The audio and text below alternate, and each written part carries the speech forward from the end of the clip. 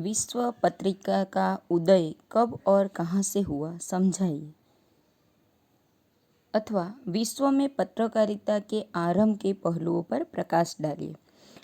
आज समाचार पत्र का स्थान समाज में बहुत ऊंचा है। हमें यदि भोजन न मिले तो भूख सहन कर सकते हैं, लेकिन यदि समाचार पत्र न मिले तो हम विकल हो उठते हैं। लोग अपनी धार्मिक पुस्तकों गीता, रामायण, बाइबिल और ग्रंथ साहिब से पहले समाचार पत्रों का अध्ययन करते हैं। राजनीतिक समस्याओं, सामाजिक बुराइयों, आर्थिक और धार्मिक पहलुओं पर गहराई से अध्ययन करते हैं और उसके ऊपर अपने विचार बनाते हैं और व्यक्त करते हैं। प्रोफेसर विलार्ड ब्लेयर ने समाचार पत्र की परिभाषा कुछ इस प्रकार दी है। अनेक व्यक्तियों की अभिरुचि जिस सामयिक बात में होती है वह समाचार है। सर्वश्रेष्ठ समाचार वह है जिसमें बहुसंख्यक लोगों की अधिकतम रुचि है। श्री नंद किशोर त्रिखा ने उसकी परिभाषा इस प्रकार लिखा है। समाचार पत्र का मौलिक कच्चा माल न कागज है न स्याही, वह है समाचार। फिर चाहे प्रकाशित सामग्री ठोस संवाद के रूप में हो या लेख के रूप में, सबके मूल में वह तत्व रहता है जिसे हम समाचार कहते हैं। हमारे देश में प्राचीन काल में मुद्रण कला का उपयोग होता था। 5000 वर्ष पुरानी कलात्मक मुद्राएं मोहेंजोदड़ो से प्राप्त होती है। मुद्रा यानी कि सील शब्द कौटिल्य के अर्थशास्त्र में भी प्रयुक्त हुआ है, लेकिन इसका क्रमिक विकास भारत में नहीं बल्कि चीन में हुआ था, ऐसा संशोधकों का मानना है। समाचार तक पहुंचने के लिए मनुष्य ने बड़ी कशमकश की। रूबरू संकेतों से ढोल नगाड़े बजाकर, अश्वारोही द्वारा संदेश भेजकर आदि कई प्रकार के प्रयत्न ईस्वीसन पूर्व 2500 में वह मूलाक्षरों तक पहुंचा। मुद्रण कला का आरंभ। मुद्रण कला का आरंभ चीन में धार्मिक साहित्य, चित्र आदि के लिए मुद्रण कला का उपयोग होता था। ईस्वीसन 650 में ब्लॉक प्रिंटिंग होता था, ऐसे प्रमाण मिलते हैं। चीन में मुद्रण कला के संशोधन हेतु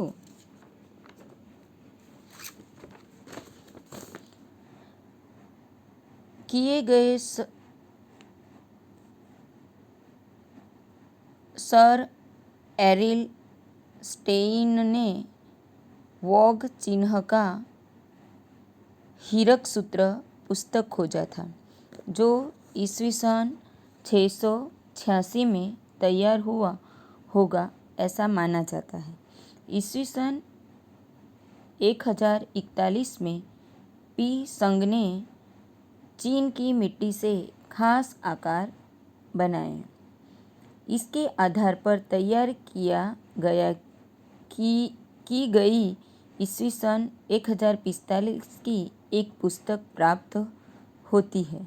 ईस्वीसन 1314 में चीन में लकड़े के बने, परंतु इससे पहले 1215 में मार्को पोल चीन की यात्रा के लिए आया।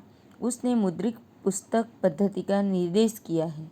लकड़ी के बाद कांच के बने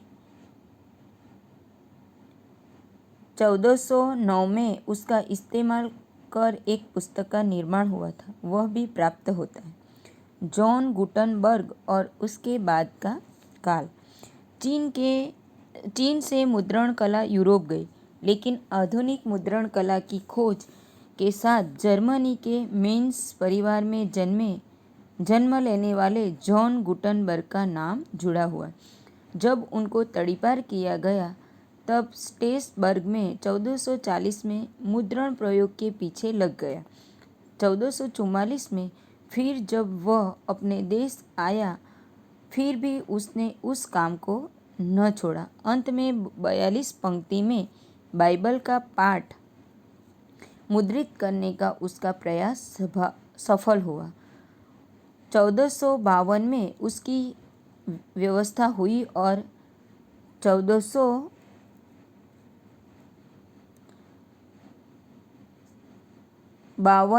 अगस्त में वह पाठ छपा। गुटनबर्ग की मृत्यु के 15 वर्ष तक स्वीडन से, स्पेन से, पोलैंड और हंगरी तक छपाई के कार्य को वेग मिला। आरंभ इस कार्य में जर्मन कारीगर अधिक सक्रिय थे। फ्रांस के सम्राट ने निकोलस जेनसन्स को मेन्स भेजकर इस बात का प्रसार फ्रांस में करने के लिए प्रोत्साहित किया। विलियम कैक्सटर ने 1476 में छपखाना खोला। विलियम कैक्सटर ने खुद की मृत्यु तक 1491 में उसने 90 पुस्तकों की छपाई की, जिसमें 70 अंग्रेजी भाषा में थे। इस प्रकार रोम में 1469, पेरिस में 1470, बुडापेस्ट 1493, 1493 वेस्टमिंस्टर 1476, जिनीवा 1478, लंदन 1480 आदि में छापखाने आरंभ किए। मुद्रण कला संशोधन के आरंभिक दौर से शुरू होकर आधुनिक साधन सामग्री से सज्ज हो ऐसा दौर तकरीबन 2 साल तक चला। 15वीं सदी के अंत में उसके विकास को निश्चित स्वरूप मिला। मुद्रण कला के विस्तार से पुस्तक प्रकाशन को वेग मिला और आधुनिक पत्रकारित्व के द्वार खुले। यह सच है कि नया कुछ जानने की और उसे अन्यों तक पहुंचाने की जिज्ञासा से समाचार का आरंभ हुआ होगा। इस तरह यह मानव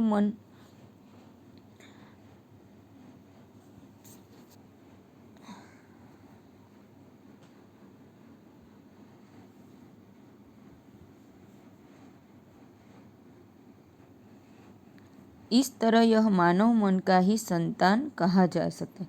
लेकिन ये समाचार किस प्रकार मुद्रित अवस्था तक पहुँचे और लोगों के जीवन का अंश कैसे बने, इसका इतिहास भी रसप्रद है।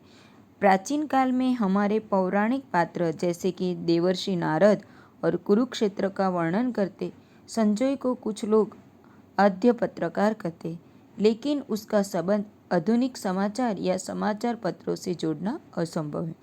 चीन और रोम के भित्तिपत्र काफ़ी दीर्घकाल तक समाचार की पद्धतियाँ और नामकरण बदलते रहे। जर्नल, डिवर्नल, गैजेटी, मर्क्यूरी, ज्यूटुना, चिंग, पियो, यूमरी और वृत्तांत उसकी पहचान है।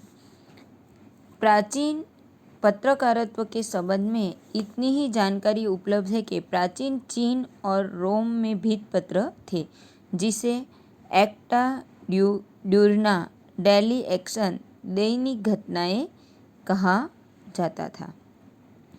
इसमें युद्ध, त्योहार, आग आदि के समाचार दिए जाते।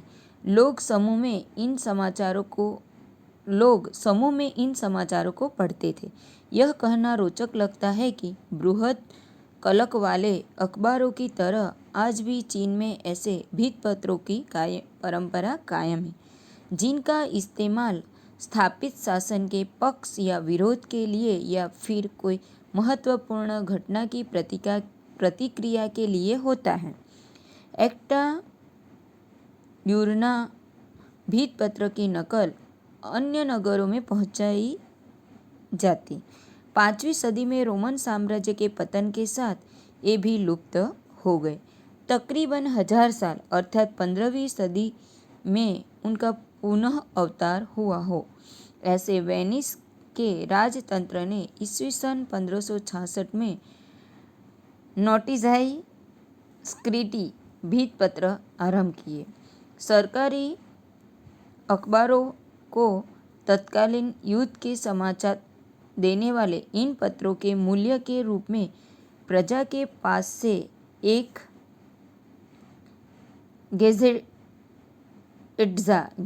गैजेट्जा छोटा सिक्का लिया जाता।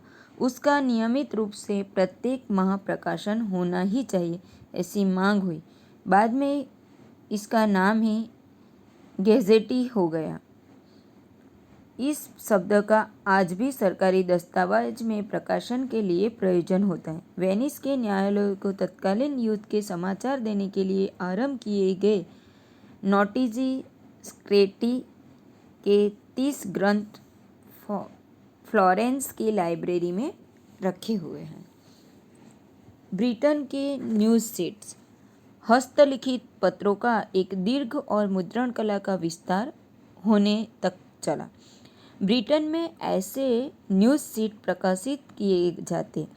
रानी एलिजाबेथ ने एक बिन कायमी न्यूज़ सीट इंग्लिश मर्क्यूरी में लश्कर के समाचार राज्य के हित के कारण देने से इनकार कर दिया था। ईस्वीसन 1609 में ऐसा ही दूसरा प्रकाशन एविसा रिलेशन ऑर्डर जेटुंग देखने को मिला। इस प्रकार 16वीं सदी के अंत तक ब्रिटेन में न्यूज़ सीट का प्रकाशन होता रहा। 17वीं सदी से पत्रकारित्व के डगमगाते कदम जमीन पर गिरने लगे। स्ट्रासबर्ग में जर्मन साप्ताहिक एरिसो रिलेशन ओबेर जेलुंग 1609 में प्रकाशित हुआ। मई 23, 1622 में निकोलस बॉन और थॉमस आर्चर द्वारा छपा हुआ weekly news from Italy, Germany, Hungaria, Bohemia, the Palatinate, France and the low countries, यह प्रथम दिनांक यह न्यूज़ सीट माना जाता है। 20 साल तक इसका प्रकाशन हुआ। इस दौरान ही नेथेनियल बटर का न्यूज़ फ्रॉम स्पेन 1611 और वीकली न्यूज़ जैसे पत्रों का संपादन किया, जिसमें जर्मन इंटेलिजेंसर का संपादन भी किया। इस प्रकाशन को जर्मन युद्ध समाचारों में अग्रिम गिना गया है। तत्कालीन शासन ने ऐसे न्यूज़ सीट को विभिन्न शिकायतों को चलते बंद कर दिया। 1641 से वातावरण में बदलाव आया। Mercurius Civicus continuation of certain special and remarkable passage from both houses of parliament, a perfect passage in parliament, weekly account, weekly post आदि उल्लेखनीय न्यूज़ सीट्स उस समय प्रकाशित होते थे। साप्ताहिक पत्र। ब्रिटेन में दैनिक के जन्म की पूर्वी भूमिका के रूप में साप्ताहिक पत्रों का प्रकाशन हुआ। Oxford gadget, current intelligence, London mercury आदि ऐसे पत्र थे। प्रथम दैनिक पत्र मार्च 11, 1702 में रोज एडवर्ड मैलेट द्वारा प्रकाशित हुआ, डेली करंट के नाम से। स्पेक्टेटर 1711 में, डेली पोस्ट 1719 में, डेली एडवर्टाइजर 1730 में। इस प्रकार एक के बाद एक दैनिक पत्र प्रकाशित होते गए। मॉर्निंग पोस्ट 1772 में, 1932 में डेली टेलीग्राफ से रूपांतरित हुआ। बाद में 1788 में द टाइम्स का स्वरूप मिला। अमेरिकी प्रमुख अब्राहम लिंकन ने इस सामर्थ्यवान पत्र की प्रशंसा की थी। ईस्वीसन पूर्व 1800 में ऐसे 60 पत्रों में से कितने पत्रों का विभिन्न नामों से आज भी प्रकाशन जारी है? सबसे प्राचीन रविवारीय अखबार ऑब्जर्वर 1791 में आरंभ हुआ था, आज भी प्रकाशित होता है। प्रथम पत्र द प्रेस एंड अमेरिका के लेखक एडविन एम्ब्रिन ने दी हुई जानकारी के मुताबिक प्रारंभिक पत्र प्रकाशन जर्मनी में 1609 में हुआ। यह तथ्य माहिती की दृष्टि से अपूर्ण है। जर्मन पत्रकारित्व के इतिहास के विद्वान और विस्कॉन्सिन यूनिवर्सिटी पत्रकार विभाग से अध्यक्ष डॉक्टर राल्फ ओ नफजीर के अनुसार जर्मनी में बर्मन प्रथम प्रकाशन भूमि थी। उसके बाद 1609 में स्ट्रासबर्ग, 1610 में कोलन पत्र प्रकाशित हुए। 1620 तक में इसका प्रचार फ्रैंकफर्ट, हैम्बर्ग, बर्लिन, वियना, आम्स्टरडाम आदि स्थानों में हुआ। लंदन में प्रथम पत्र प्रकाशन 1621 में हुआ था और पेरिस में 1631 में। आज भी मौजूद ऐसा दुनिया का पुराना प्रथम स्टॉकहोम से 1645 में प्रकाशित हुआ था। 1476 में कैक्सटन ने प्रथम छापखाना इंग्लैंड में स्थापित किया। तत्पश्चात 200 साल बाद पत्रकारित्व का आरंभ हुआ। 1621 में ग्रीष्म में कोरंट पत्र लंदन की गलियों में दिखाई दिए। 1621 में थॉमस आर्चर के सहयोग से छपे हुए पत्र शासन ने प्रतिबंध किए। निकोलस बॉन की सहायता से मुक्त होकर प्रकाशित हुए। ब्रिटेन का पत्रकारित्व 24 सितंबर 1621 में आरंभ हुआ। उसका नाम कोरंट और weekly news from Italy. Corante और weekly news from Italy. Germany, Hungary, Poland, Bohemia, France and low countries तंत्री प्रकाशक ने राजाशाही के भय से नाम संक्षेप में गुप्त रूप से NB रखा। अमेरिकन पत्रकारित्व। अमेरिका में the present state of the new English affairs 1869 को पहला पत्र माना जाता है। अद्यपि समाचार पत्र कहा जाए ऐसी सामग्री अन्य अंशों से युक्त बेंजामिन हॉरिस का पब्लिक अकर्नेसिस बोथ फॉरेजियन एंड डोमेस्टिक भी था। उसका प्रथम अंक 25 सितंबर 1610 में प्रकाशित हुआ। अमेरिकन अंतर्विग्रह और लोकशाही के लिए अनेक प्रयत्नों की आंधियों से गुजरता हुआ अमेरिकन पत्रकारित्व नवीन युग की ओर अग्रसर हुआ। इसके प्रणेता जोसेफ पुलित्जर माने जाते हैं। वर्तमान अमेरिका इसके the New York Times, Christian Science Monitor, Washington Post, the Times Herald Tribune, the Baltimore Sun, New York Post, Newsday, Washington Star, Los Angeles Times आदि बृहत के फैले हुए समाचार पत्रों की महिमा बरकरार रखते हुए है। अमेरिका के नए व्यापक और साहसिक पत्रकारित्व के लिए जोसेफ पुलित्जर को याद करना ही होगा, क्योंकि वे साहस और निडरता के कीर्तिस्तंभ थे। भूतकालीन और आधुनिक अमेरिकन सामयिकों के विषय में जेम्स फ्लेटेड वुड ने लिखा है। आज के सामयिक 1741 के प्रकाशित सामयिकों के तात्विक रूप में अधिक भिन्न नहीं है। Saturday evening post, life, hoppers आदि की मुख्य पहचान और उसके कार्य इस बात का ख्याल आएगा। सामयिक भूतकाल ही इस तरह आज की भी जनता एक संप्रेषण का साधन है और विचार, तथ्य और कल्पनाओं की प्रस्तुति करते। अब ये अधिक बल से अधिक लोगों तक पहुँचते, अधिक जानकारी और विचार प्रस्तुत करते। 18वीं सदी की तुलना में 20वीं सदी का बदला हुआ नजरिया बस इतना है कि लोग अधिक जिज्ञासु बन गए। 21वीं सदी में अमेरिका के पास वॉशिंगटन पोस्ट, न्यूयॉर्क टाइम्स जैसे प्रभावशाली पत्र हैं जो विजाणु माध्यमों के आक्रमण के बावजूद सार्वजनिक जीवन में असरदार रहे। अमेरिका में अखबारी स्वातंत्र्य को संविधान में स्थान दिया हुआ है।